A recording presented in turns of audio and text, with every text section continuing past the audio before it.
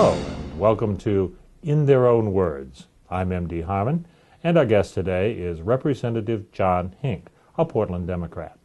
Jon, why don't you tell us a little bit about your background and how you got into politics? Good to see you here, M.D. I am a latecomer to politics, so the story is longer before politics than after. I was born in California but grew up in New Jersey. A small town, Liberty Corner, 250 people. I was an Eagle Scout there.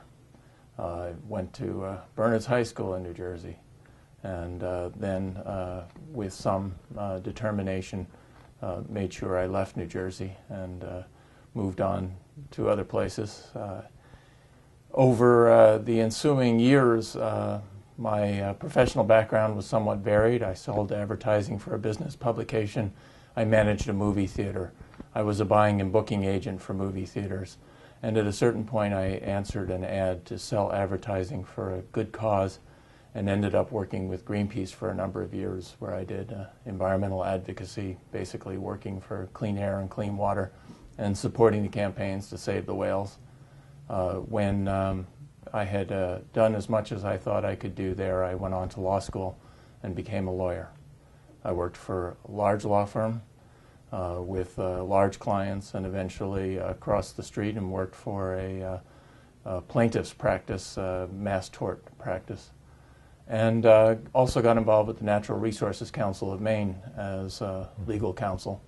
And it was there that I became interested in politics in Maine, and decided one day that I might run to serve in the Maine legislature. Now, tell me, what do you think the current legislative session accomplished, and what do you think will happen in the coming special session?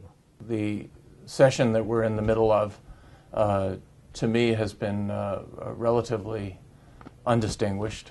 I think do no harm is a reasonable principle for government, and by and large, it has done no great harm.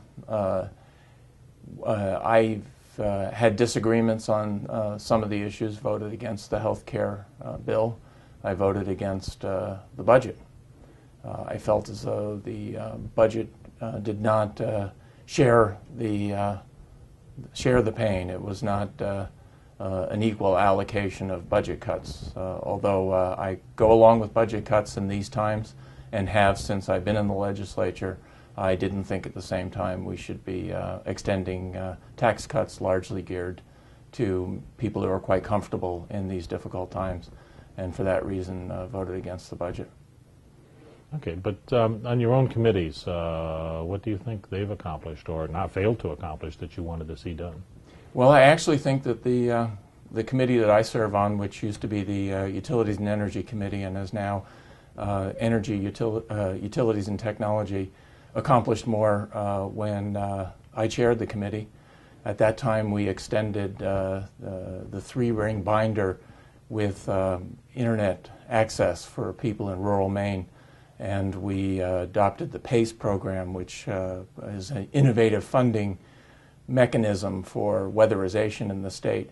In the last session, I can't think of accomplishments that match up to that. We did not pull out of RGGI. So I think that was a good thing.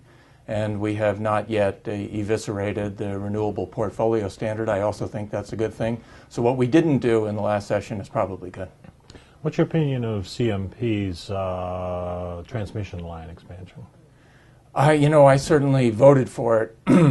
It's difficult sometimes to evaluate it as a member of the committee because obviously a project of that size and that scope has a lot of technical issues, and we're a citizen legislature. We only see the reports and the summaries. It's a massive investment. It results in pressure on rates, and I ultimately became convinced that for reliability and also for the future of the energy grid in Maine, it was worth doing. Yeah, well, that winds up the time we have available. Thank you very much for being with us.